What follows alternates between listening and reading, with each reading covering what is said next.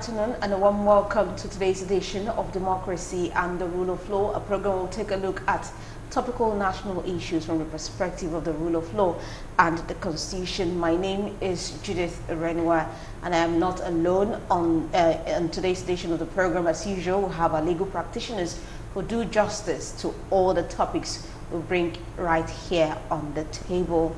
I have with me Barrister Elvis Asia. It's always a pleasure to have you on the show. You're welcome. Thank you, Judith, and good afternoon, viewers.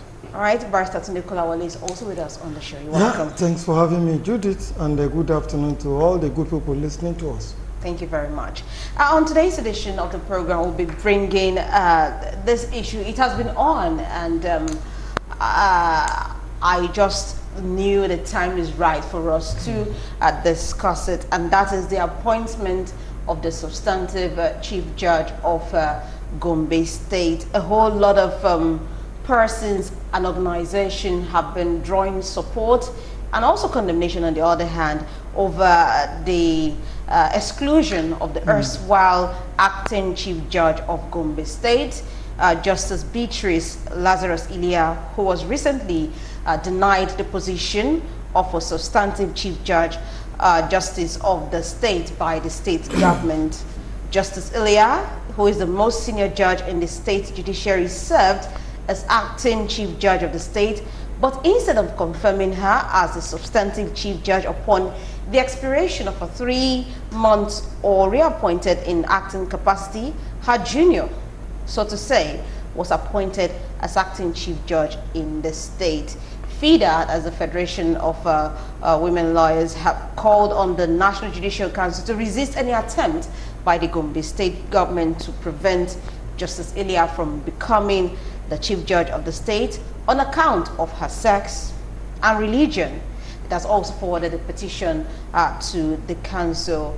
And you know, the judiciary is one place where things are done in accordance with the law and order. And we'll also be looking on this program if there has been any constitutional violation or denial of justice on the part of Justice Beatrice Ilia. Barrister Elvis, I know you have been tracking the story. I've seen it come up on my feed countless times on Twitter, and many rationale have been given, many reasons have been posited for denying her, or probably that seemed to be the reason for her not becoming the substantive acting Chief Justice of the state. And I want to ask, what is your overall view of this? Well, I think the first thing is to see what the Constitution says with respect to the appointment of the Chief Judge of a state. What the Constitution says is that the governor appoints on the recommendation of the National Judicial Council. And of course, you also know that under the Constitution, the State Judicial Service Commission would typically advise the National Judicial Council on that appointment. And that means that the State Judicial Service Commission would send a list of people to be appointed. And the National Judicial Council will look at it and then recommend from that list to the governor for the purpose of appointment. Now, the Constitution in section 271, subsection 4, on appointment of an acting chief judge, says that where the office is vacant or the person who's occupying the office is, for whatever reason, unable to discharge the duties of the office, the governor has the power to appoint somebody in acting capacity for a period of 3 months. And the governor is mandated to appoint the most senior judge in that state, and which was what was thought was done in this case initially when Justice Ilia was appointed. But unfortunately, after 3 months, somebody else was now appointed. Justice Muazu was appointed. Yeah. Now, if you look at the Constitution, it will seem to me that you are not supposed to appoint somebody in acting capacity for more than 3 months. I think that's the ideal thing, because by appointing Justice Muazu in a way that already flouts that provision of the Constitution. Okay. And Muazu was, appointed for a second term in acting capacity, extending the period of acting to about 9 months and more, accounting. That is not something that is envisaged under the Constitution. The ideal thing is that you appoint the most senior person to act in that capacity within 3 months, And with that period, you get somebody to be appointed substantively. Now, I must say that there is no express constitutional provision that says that a substantive chief judge must be the most senior judge. There's no constitutional provision, there's no law to that regard, but there's a convention. Because of that constitutional provision on the appointment of an acting chief judge, that he must appoint the most senior. Over the years, what has been happening is that the Judicial Service Commission will recommend the most senior judge. There will be somebody, maybe the second person will be on the reserve bench, so to say, and it will be forwarded to the National Judicial Council. So, but there's no law that says that you must do that. But again, the National Judicial Council has its procedural rules, which also suggest that the most senior person should be given priority. Though there's no express law on the point, it's important for us to, conventions are important. Conventions are important. If we have been doing this, then for you to exclude the most senior judge, you must have very cogent and verifiable reasons that goes to the capacity of the person, the merit of the appointment process. So unless you have, for example, evidence of judicial corruption, the person has not been discharging the functions of his office competently as a judge, then it will be ideal to appoint the person. My worry essentially is that in most cases where we have seen this across the country, there's always been a case of a female judge to be appointed.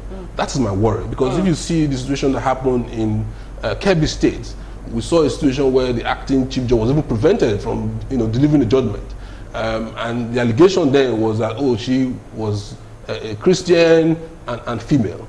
We saw this similar situation in Cross River, where Justice Ikpeme was prevented from taking over that position simply because she's from Akwa Ibom State.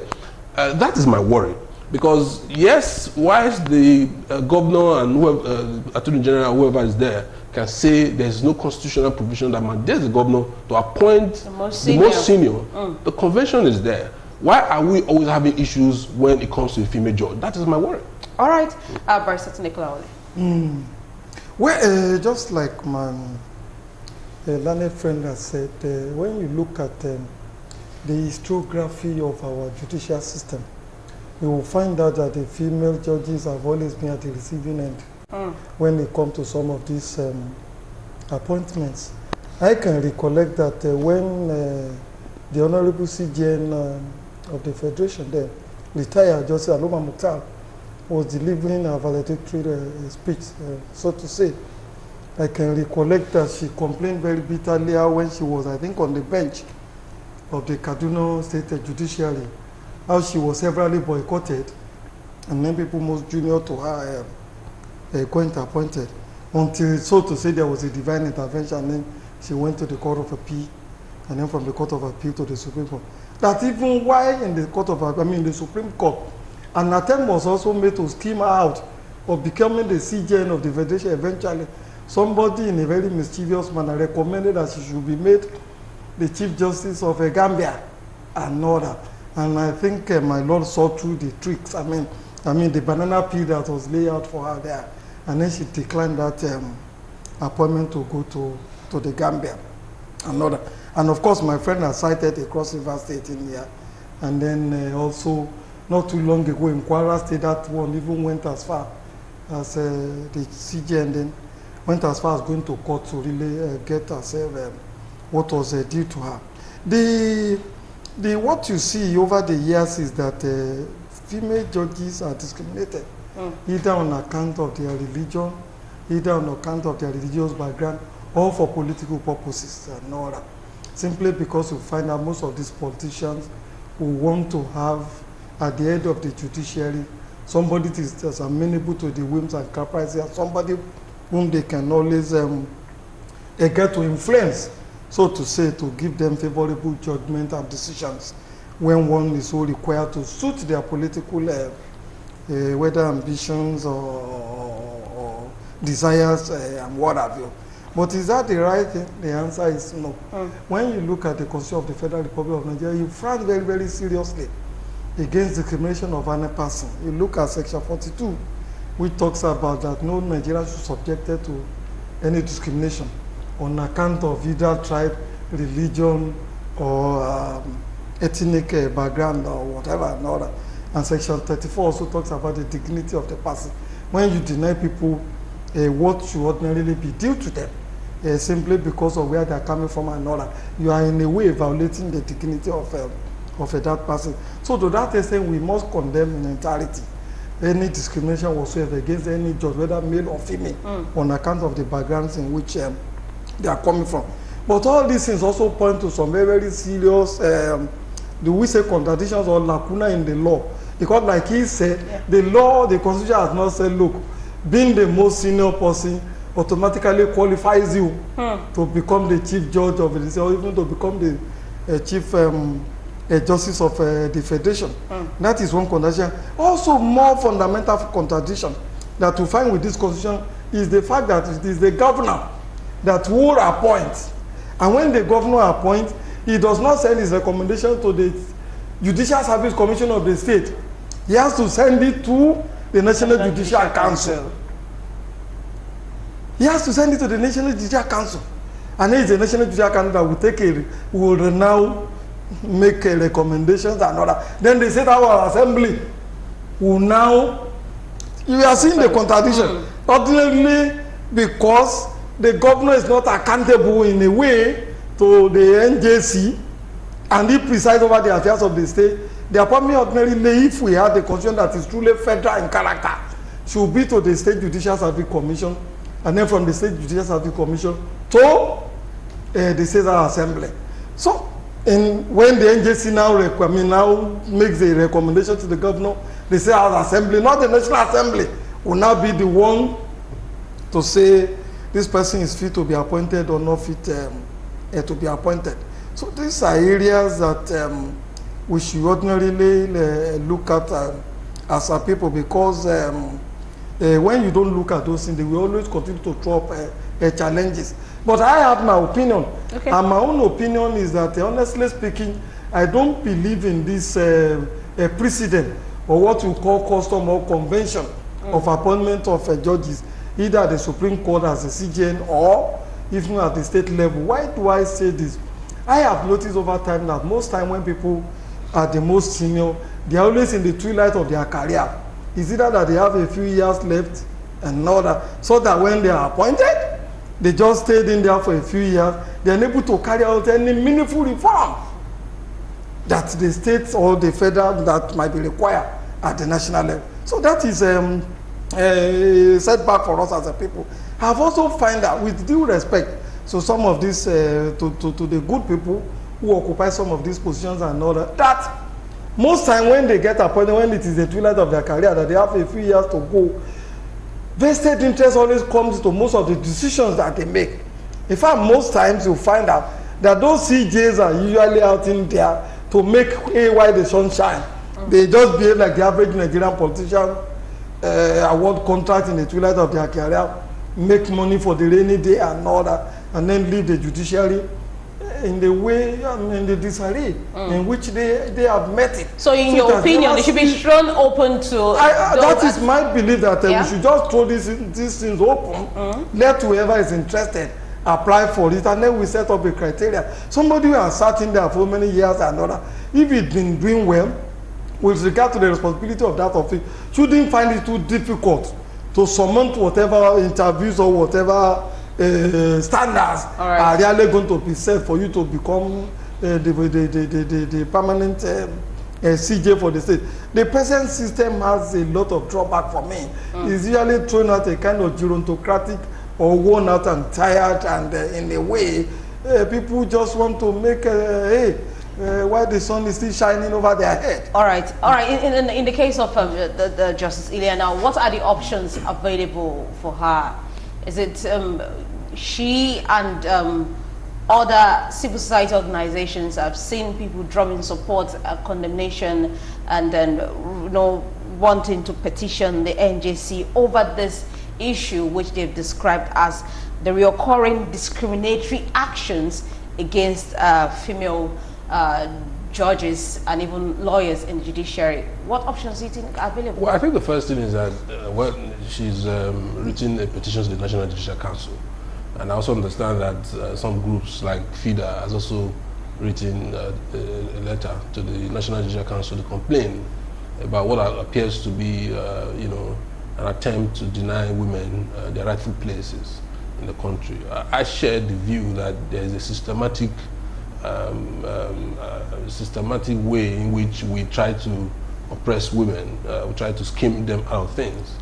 But on this point, on this issue, it may be a little bit difficult for them because of the constitutional provision I explained. Though the National Judicial Council appears to have what they call procedural rules for appointment, which part of the criteria, places value on seniority. I mean, that's the order of the day in the legal profession, seniority. But like I said, there's no legal foundation for that. There's no constitutional foundation for that. So unless she can establish that there's a really clear case of an attempt to deny her because she's a woman or a Christian, that is going to be very difficult to prove. But it is expected that the National Judicial Council should come out this time around to at least make a statement that would sound a kind of note of warning to governors and other states of the Federation who are in the habit of trying to deny women of these opportunities. The merits should play out, the best should get it, and just like my other friend said, I don't also share the view that the most senior should be appointed, because I agree with him that in most cases you have a few months, sometimes few months left to the end of your career, and you are not able to cause the kind of change that we want to see in the judiciary. The kind of change we want to see in the judiciary, we need somebody who's dynamic, a younger blood in the system, who can stay for a while, that can cause the kind of change that we want to see. But when you appoint somebody who has 1 year left, it's almost like a retirement appointment, and you can't see much change there. But on the issue of denying women or any group of person, on whatever grounds, that would be wrong. Since she was the governor deemed it fit to appoint her in acting capacity in the first place, that was the recognition of the fact that she was the most senior person, that she has the competence and capacity to do this. I think she should have been considered alongside with the other people that are being considered. But the National Judicial Council has a great role to play. It's expected that they will look at this petition, at least even if it's just for the lessons, because we can't continue to live in a country where women or any group of person is not, is denying their fair share simply because of their gender or because they are Christian or Muslim. That's not something we want to see in the country that we all love. We want to see a fair system, a merit-based system, a system that places premium on development, and fixing the judicial arm of government. In the past, we have seen cases where the National Judicial came hard on even judges who were appointed contrary to the procedural rules. I mean, I don't see why that should not be explored in this case. We have seen in some cases where judges were sanctioned because they allowed the governors to bypass these rules. Perhaps they want to explore that. But of course, like most things in this country, I must tell you that a lot of people are genuinely concerned that the National Judicial Council has not in recent times been very forthcoming and active in fixing problems. Since the scenario with the Chief Justice of Nigeria, Honorable Justice Onoge, we have seen a slide towards a Judicial Council that is more like defeating the purpose. The essence of having the National Judicial Council was basically to shield the judiciary from the from the arms of politicians. We wanted to have a situation where judges, Chief Justice of Nigeria are people who are not appointed simply on the basis of the whims and caprices of the executive. But some people are genuinely concerned, and I share that concern, that we haven't been seeing an active National Judicial Council in recent times. But again, this is another opportunity for them to redeem themselves and do what is right. Thank you very much. Barrister Kolawole, are you not quite worried that when issues like this happen, we are quick to politicize, bring ethnicity, religion, and even gender colorations to these issues? Are you not quite worried about this? Absolutely, I'm worried. I'm worried. And most times when these issues are raised, they tend to undermine the very foundation of the Nigerian nation, the Nigerian state. Because let's even take our recent history, our recent experience as a people. We recently had the NSAS protests all over the country, which was a way, is an uprising by the Nigerian youth all over the Federation, whether they be from the north, east, or south, and north. Look at all the list of the people who have gone to most of this judicial panel to lay one complaint or the other. Those who have been killed, those who have been injured, and all that. There isn't any tribe in Nigeria that has not been one way or the other affected by that thing. But you saw the way and manner in which the government tried to approach it. Initially, it was painted as a North versus South, later Christian versus Muslim, later an attempt to get the present government out of power, and all manners of issues were being raised and all that, which tend to becloud the real issues which the youths were raising. So when individuals also come and say, our person has been denied this opportunity simply because he's from our tribe, you also recollect when Honorable Justin Oge was having his own problems too.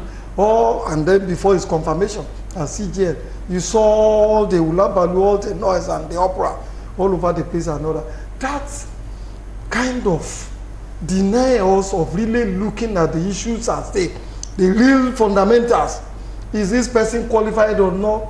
Does he have what it takes in terms of integrity, in terms of not being corrupt? Does he have the stamina and the wherewithal to be able to bring the necessary changes that we want to see in some of these institutions that he is going to preside over? Rather, we look at it from the ethnic perspective, say, look, let him be there, whether he's qualified or not. He is going there to take and bring to us part of our own national cake. When in actual fact, when these people do go in there, the people that they cater for is first and foremost themselves, their immediate families, and then maybe people from their towns or villages and all that. They never think about their ethnicity or the religion in which they belong to another. When they think about religion, maybe it's just in terms of giving tithes and the offering to the church or to the mosque, as it were. Thereafter, they go do whatever they want to do just for their own vested and pecuniary benefit. So, as a people, we must discourage this attitude of raising religion, of raising ethnicity, of raising gender when it comes to this fundamental issue. Honorable Justice Zilia, like he said, is eminently qualified. If she feels very strongly about it that she's been denied this opportunity simply because she's from one tribe or simply because of her religion, her petition will speak for her. And then those who are at the NJC will also look at the merit and the demerit of her case and then take a decision which in a way would be beneficial to the Nigerian as a nation. Again, I want to revisit the issue of the NJC. I have been one of the persons from day one, and I also think the late Honorable, the late F.R.A. William also spoke very stringently, very strongly against the establishment of the NJC as an institution. Yes, it looked as if the NJC is meant to insulate the judiciary from the vagaries of politics. But what we have seen continue to play out now, it would appear to me that that functions is not being performed the way the ordinary should perform. First and foremost, NJC as it were today is a negation of the principle of of federalism that this constitution ordinarily ought to stand for. If you are going to be having NJC at the national level, just like you have the federal judicial service at the national level, just like you have the state judicial service at the state level, what you should equally have is an NJC at the state level that will look and then handle the cases of a judge to be populated or to be composed by people who don't have any pecuniary vested or any political affiliations in some of these things. But for you to have an omnibus National Judicial Service Commission at the federal level that will now make appointment recommend to the governor and then to be sent to the State Assembly, to me, that is a very serious anomaly which a federal constitution should not abhor at all. The NJC as well today appear to me to be a self-serving provisions that should not be accommodated in the federal system of government. And we have seen the consequences of their self-serving provision. Immediately the NJC came into force and all that. And the judges at the Supreme Court were allowed to stay up to 70 years level, even though I don't agree that should be accommodated too. The professors in the university too also say they want to be staying until the age of 70 before they are retired. They've also gone again to say, look, we also want to be drawing our salary and allowances the way we are drawing, when we are acting, when we are teaching, until we die. Very soon the medical doctors will also ask for the same thing, and then the respective assemblies and all that. Just like the governor now have omnibus retirement benefits that most of the revenues of this state cannot accommodate. So if I would have my way, I would say in the next constitutional review and all that, the NJC should be scrapped as a constitutional provision. If you are going to be having NJC at all, let's have it at the state level. Let's also have it at the federal level, and let the state administer its own judiciary the way it did. In fact, just like Keyama and a few other persons have been saying, it is high time we begin to unbundle the Nigerian justice system so as to be able to accommodate the plethora of cases that we have in there now. The Supreme Court diary, we are told, is filled till the year 2023. So, fresh cases that are filed may not be had maybe until the year 2025 or thereabout. That is a bottleneck that a serious nation should not accommodate. All right, you have anything to say about that? Well, yeah, I agree that the National Judicial Council is an abnormality in a true federal system. It's one of these things that we have in this country that you really don't understand.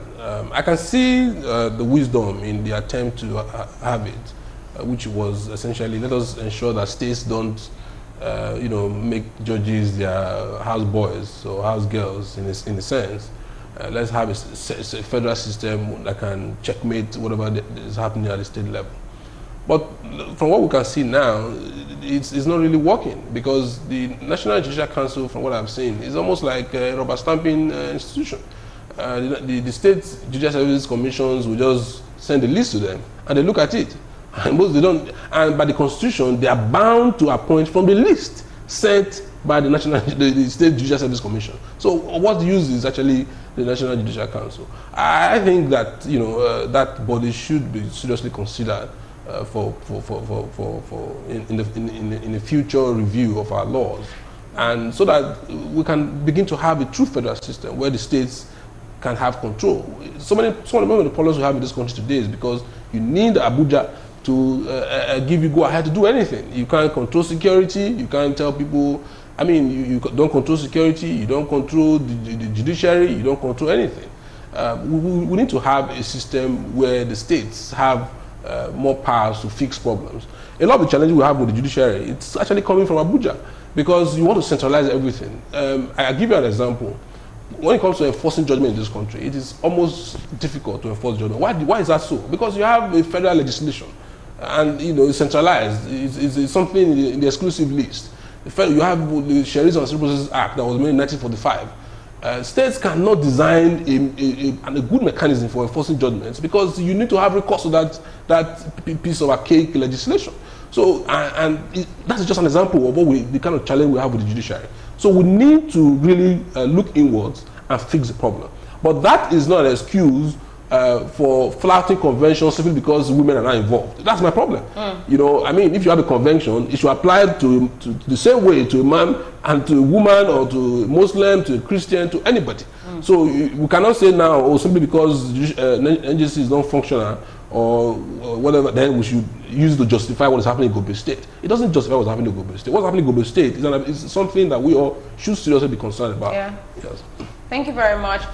You're still watching Democracy and the Rule of Law. We'll take a quick break and we'll return to discuss the federal government's response to the CNN report on the Lekki shooting. Do stay with us.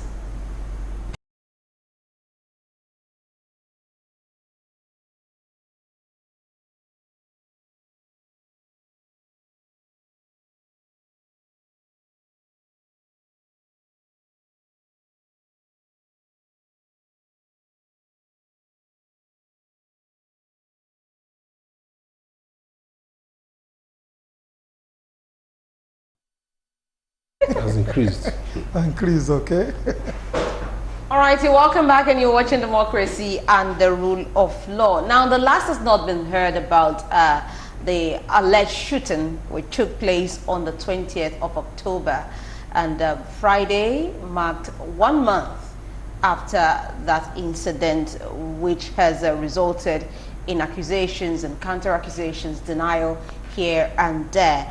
And this issue came more to the fore on Wednesday when the international news station CNN did release a report, an investigative report on what truly happened on the set day where some peaceful protesters were allegedly shot, and killed at the Lekki toll gate. According to CNN, all these, they got their footages and pieced them together and geolocated this incident, to really establish the fact that indeed the soldiers who were at the toll gate used live ammunition. And the federal government has come out to say this is a massacre, so to say, without bodies, and has called for sanctions against the international news channel CNN. CNN, on the other hand, is defending the report, standing by the report, saying it did a thorough investigation before releasing that report. And in that report, CNN did say it made several attempts to reach out to the army and also the Nigerian government, and nobody was forthcoming, to actually clarify some issues with the international news giant. And also yesterday, during the Lagos panel of inquiry, one of the military officers who was there, General Taiwo, did admit that the army was there with blank and live bullets, but he insisted live bullets were not used. Barrister Elvis, what's your take on Well, this? you see, this is one issue I always try to avoid talking about, because one can get into trouble with this kind of issue, because it's almost like it's personal. It's almost like I was the one that was shot at that place. I've looked at the CNN report, and from the report they use, just like you said, they use geolocation technologies. These are technologies that allow you to locate where a video was shot or pictures. There's also timestamps that are used. They also said that they consulted ballistic experts to look at the bullet casings that were recovered at the scene, and that it shows that those were bullets that are typically used by the Nigerian Army. They even traced where the bullets were purchased from. They said they had spoken to a lot of people. They interviewed so many people. And your response is simply that, oh, this is another fake news. It is very sad that we have people in government who thinks that the only answer to any difficult situation is to label it fake news. The Nigerian government, what is the story on the other side? On the side of the government, what is the story? In the first place, they said the army wasn't there. Of course, now we know that the army was there. And at some point, they said, oh, nobody died there. But the governor of Lagos State, it was on CNN, I watched it, where he said at least 2 people died. The governor of Lagos State visited hospitals where people that sustained serious injuries were. And all of this will confirm the fact that live rounds were used. I mean, what else do you want to see? So I don't. And then the Attorney General Malami said, "Oh, hoodlums shot people at Lekki toll gate." And then you don't begin to ask yourself, what should you believe? I'm a lawyer. I'm a trial lawyer. I go to court often, and the law is very clear that once you have conflicting evidence from somebody, you can't pick and choose which one to believe. You have to throw away everything that the person says. The same Brigadier Taiwo that is talking about, that was saying yesterday that, oh, they had some live rounds as well as blanks, was the one that said initially that there was even no army there. Later, oh, it was only.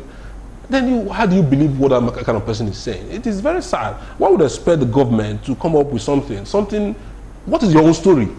I mean, are you saying that we are living in a country where government cannot tell us what happens in a public place, in a major public place like Lekki toll gate? We don't have any story. The only story we have is to say that it's fake news. I mean, why? We have seen, Premium Times did a report too, people before the CNN report. I read that report and I was crying. And I can tell you for free that people who know me will tell you that I don't cry even when somebody that is close to me dies, because I understand that, I understand the vagaries of life. But I cry for that because we have a government that can deliberately come up to lie to the people in order to cover up something that is obvious. This is not the best way to run the country. We need to, government needs to own up that, look, something wrong was done at the Lekki toll gate. That is the only way you can stop future occurrence. If you don't, own up now, you're not going to be able to stop future occurrence. You are, say you want to sanction CNN, you want to sanction those who were there, the videos were fake. That doesn't answer the question. Okay, somebody told me, okay, the initial figures that were given out as to the initial casualty figures, we didn't have up to that number. That was bandied around, yeah. And I told the person, look, when did we get to a place in Nigeria where the life of one person doesn't matter? If the life of one person doesn't matter, millions of lives won't matter, because just the same way you allow somebody to go away with taking the life of one person, it's the same way you're going to allow the person to go away with taking the life of thousands and millions of others. Life is sacrosanct. You can't tell me that, oh, one person died. We have people who are still carrying bullet wounds. The videos are out there. The people are in the hospital. The governor saw them. And your response to CNN report, which confirms what we already know, is that, oh, it's fake news. Who is paying CNN to do fake news against Nigeria? Honestly, like I said, I try to avoid talking about this because it's really very sentimental, and it's something that I'm really worried about. And another thing that I'm also worried about is the fact that, part of the response to this issue will not end up solving any problem. Because you have a judicial tribunal of inquiry that is set up by the Lagos State government. And at the end of the day, when the reports are filed in, what are you going to do with the reports? We have seen cases in Kaduna State when Shiites were, dealt with by the military. The reports came that says that, so many people were buried in shallow graves. I mean, this is a report. This is the formal report. I mean, nobody can come and tell me. This is the formal report that came from the tribunal of inquiry that was set up in Kaduna State. What has happened to that? Who has been punished for it? So why should I believe anything coming up from this tribunal is going to? I mean, the federal government does not have any response. The only response the federal government has is to say that this is fake news. In the same country, one would have seen by now the National Assembly coming up with, carrying out investigation into this. I'm really seriously disappointed in the National Assembly. And, if as of today, a month after this incident, National Assembly has not deemed it fit to set up an investigation on their own to find out what really happened at Lekki toll gate. It just shows that we don't have value for life. All right, very Kolawole. This protest had last month degenerated into violence after hoodlums hijacked it. In the aftermath of the protest, various accounts have emerged on what really happened on that said day. We have many videos, pictures, and what have you, different accounts, conflicting accounts on social media especially, and we don't seem to know the truth of what happened. Now, the recent account in the feature on the CNN where the news station said it indeed investigated and confirmed that soldiers did truly fire directly at protesters. How best do you think government should have handled it instead of going forward to say it is fake news? Do you think at this point government needs to come up with a rejoinder with evidence, backed with evidence, to counter the so-called fake news? Well, the truth of the matter has always been that, and I think it's not peculiar to Nigeria alone. I was watching some of the international news media yesterday, and something very, very ugly, which is similar to what happened at Lekki, is happening in Uganda presently, in which an opposition leader was arrested and people protested, and more than 40 persons have been killed. The impression you get from all these things is that here in this part of the world, most of the leaders in Africa, they are living in the past. They think this is 1984, and this is no longer 1984. Just like he said, apart from the geolocations and all the scientific instrument that the CNN has deployed to really get some of and publish some of the information, to broadcast some of the information they have said. Before then, Amnesty International has also done something beautiful. And I've also read on Sahara Reporter, some other independent organizations who have looked at the satellites that are in space, that have been able to map out and then pinpoint some of these issues when they happen, how they happen, and then and then they gave us a very graphic picture, analysis, how some of these things happen. And then in 2020, Nigeria government is denying that science, the satellites, that all the instruments have been deployed are fake news, that people are lying. And so when the children initially refused to pull off from the street and said, look, we no longer trust this government, these are the kind of things that has led to the kind of trust deficit that we begin to see between the leaders and the led, between the youths and those who are their parents, who are leading and who are in governance. And until government begin to come out and be honest with whatever they do, then the people will never be able to trust them, and then there will be no accountability as well. Unfortunately, some of these things coming from Alhaji Laimo, the information minister, don't let us mention him, it baffles me. Because I do know as a father that man had in the past also practiced journalism. And he's also a lawyer. So you will expect some level of honesty, some level of integrity, some level of sincerity coming from an information minister who has that kind of background that Alhaji Lai Mohammed has. But lo and behold, we are not getting it. My summary is this: the truth is self-evident. Don't let us discuss it. It is only the people in government that are trying to cover their tracks one way or the other because they know the implications of what they are doing, which sooner than later is going to catch up with them. You will know now complaints have been lodged with the International Criminal Court, which is waiting for them. Before them, you have the challenges, just like he said, the shite, in which somebody, because he's chief of whatever, went in there, massacred people, and know that, and then they were buried in shallow graves, and know that. That petition is also before the International Criminal Court. So, getting out of this or wriggling out of it is why they are now doing all this rigmarole that we begin to see. This is fake news, this is this and that and another. But I don't see how this is going to help the situation. I would want to advise them, be honest with yourself, and then the Nigerian people too. This is a lesson for all of us. When the Shiites were being massacred because we thought they were religious fundamentalists, all of them closed our eyes to the injustice that was visited on the Shiites. Now it is the youth who are genuinely clamoring for a decent policing system that are being killed. And then somebody went in there and then started killing them.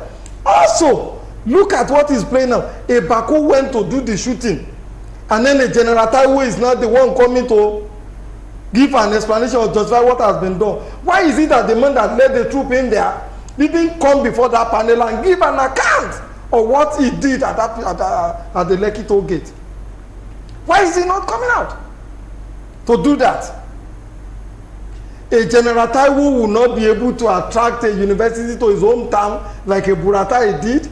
A General Taiwo will not, or an Olonishaki will not be able to attract a university to his hometown like the chief of air staff did. But when he comes to doing the dirty jobs, I mean, they push them forward to go and do it. And you begin to wonder, an army general, I saw the way he was talking from both sides of his mouth, and I felt disgusted about the whole thing. Because sooner than later, we are all going to give account of our stewardship as individuals and then as our citizens. All right. So, for me, science hardly lies these days. There might be mistake, minus or plus and all that. But the truth of the matter is that there is no doubt that shooting was done, and that the report that is taken by the CNN, they are never flippant. They do their own work. Even though sometimes, I mean, the CNN, they have their bias. Sometimes you see them as an instrument of imperialism and all that. But as regards the account that has been given, with regard to the shooting at the Lekki toll gate and all that, I think it is too difficult, if not impossible, to really false that account. It is the Nigerian army that should be honest with itself and come and say, look, if there is an apology to be offered, you do it. If there is compensation to be paid, you pay it. Because all that they are doing now is that it's showing the Nigerian youth that these people are not interested in any police reforms at all. A report was given by the National Human Rights Commission, which is a government agency, to the Attorney General of the Federation to prosecute certain police officers. I think about 20 of them. The Attorney General has returned it to the National Human Rights Commission and said there is no sufficient evidence to prosecute them. Now the army is going to Lekki and say, we sure we didn't shoot, we used blank bullet. Sometimes we had to fire live ammunitions and all that. For God's sake, this is not integrity. All right. Now to show integrity, to show transparency, do you think, aside the judicial panel of inquiry that has been set up both at the national and also state level, government should embark on like an independent investigation to unravel what truly happened, you know, on that day? Because it is not enough. Nigerians are saying it is not enough for you to say this is fake news. Give us evidence, strong evidence, to counter the fact that CNN lied. Exactly, that's what is expected. If you say that the particular information out there, it's fake, then give us the original information. Even during the political campaigns in some states, we saw a lot of that. Somebody would say, "Oh, what I was alleged to have said, it was fake news. The video was doctored." But give us the correct video. So government needs to, you know, if you really think that this is fake news, despite the overwhelming evidence and, you know, concrete evidence out there, then give us what is the correct position. You can't send soldiers to a place without, I mean, isn't there a way to monitor what they're doing? I mean, but we're in the 21st century. You should have something that you can come up with. I can understand for security reasons you don't want to disclose some things, but I mean, the most important things with respect to countering what you consider to be fake news, you put it out there. I'm not a fan of any of these investigations, because at the end of the day, I mean, I've lived well enough in this country to know that nothing really comes out of it. But I would have loved to see, for example, some form of investigation being done by the National Assembly, because at that level, you have people from different parts of the country who may be able to, make their input into the process. But anything coming from the presidency, you know, the kind of presidency that we have come to see in the last few years, I don't really see anything coming out of it. Now, the response of government, you know, aside of, you know, labeling everything fake news, is to go after those who were protesting. We have seen cases where accounts have been frozen. We have seen cases where, you know, people who were very much involved in the protest process have been, handed down through various courts across the country. They've been arrested. I mean, you can't have that. This government is living in denial, and I'll tell you, we're in the 21st century. No army in the world, not even the Nigerian army, can silence the people. You can silence some people, but you're not going to be able to silence the people, because, unlike if it were those days, for example, when we don't have access to social media and these videos and whatever, you can lie like this, right? You can say, oh, and then, I mean, it will be very difficult to prove it. But these days, you cannot do it. You cannot. Just like my friend was saying earlier with respect to what's happening in Uganda, people are living in the past. We have governors, we have presidents who are living in the past. People, you know, you cannot hide the truth today. There is very easy way people can get the truth, you know, today. And, you know, there's life. For example, some of these issues we have had with SACS, the reason why they came to light was because people were recording what, you know, SACS were doing. So you cannot continue. Government has to now design a system that is more friendly, that recognizes modern trends, that recognizes social media, and recognizes young people to be able to, you know, govern properly. Otherwise, a time will come, this thing, you can't really do it forever. That's the way I see it. All right, we see the fact that some prominent people who played roles in the NSAS protest, one or two things have been done, and government has also come out to say it would prevent a repeat of anti-police brutality protest. Now, what would you think would be the best way to ensure that youths who are riled up, who are so charged right now, do not return to the street? We do not see a repeat of the anti-police brutality protest. Well, Judy, they are not saying they want to prevent further police brutalities in this country. If I read what the president said, what he was saying was that it will prevent that kind of a protest from ever taking place again in the country. And we have begun to see actions that they have taken and to really prevent it. Seun Kuti was going to hold a meeting at the African Shrine. I think they barricaded the place and all that. The president has also sent a so-called chief of staff, I think, to some state to start interacting with traditional rulers and all that with regards to getting the youths not to embark on further protest. He has also said he will involve the youth in policy making and what have you and all that. And all these things appear to me to be begging the issue. The issues are very, very straightforward. I give you an example. If, for example, when this anti-SARS protest or uprising began to take place and all that, they have been proactive, like the governor of Lagos, for example, was proactive, the kind of troubleshooting he was doing and all that. Maybe it will not have degenerated to this level.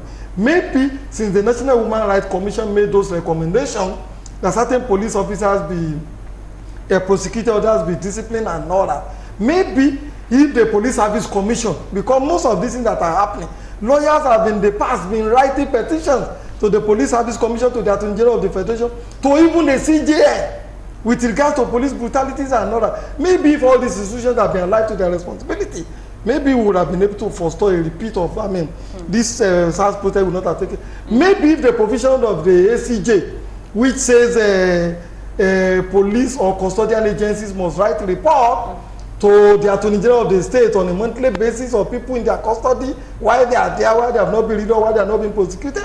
Maybe if there is a chief justice or judge in the state, or the magistrates and others have been visiting some of these police formations on a monthly basis, the way the ACJ has said they should be visiting to inquire as regards why certain persons are there, why they are not a quarter for all of them. We won't have gotten to this point. Exactly. Yeah. So it is for this government, if they want to prevent a repeat of this youth uprising, to really respect their own law, implement their own law, obey their own laws, and then sanction whoever may be culpable in all this infraction that we begin to see all over the place. But even while this is going on, the security details of the Speaker of the House of Representatives, as again, what is it? Shot a street vendor. And what is the excuse? They said there were some people gathering somewhere, and because of that, the security detail had to shoot into the air to disperse the crowd. What are these people afraid of? What are they afraid of? In other societies and other, you watch this thing. I saw Angela Merkel, the chancellor of this thing, going to the market with the husband without security details. You see some the former UK Prime Minister David Cameron so many times on subway, on the train, public train. Exactly. Cameron buying a second car for the wife when he couldn't afford. Look, these are the solutions. They are not hard to come by. They are not rocket science. It is just that these people, they still believe they are living in the past, and they think they can still continue to govern the primitive manner in which they were ruling some 20, 30 years ago. It won't work anymore. Thank you, Barrister Tunde Kolawole, and also Barrister Elvis Asia.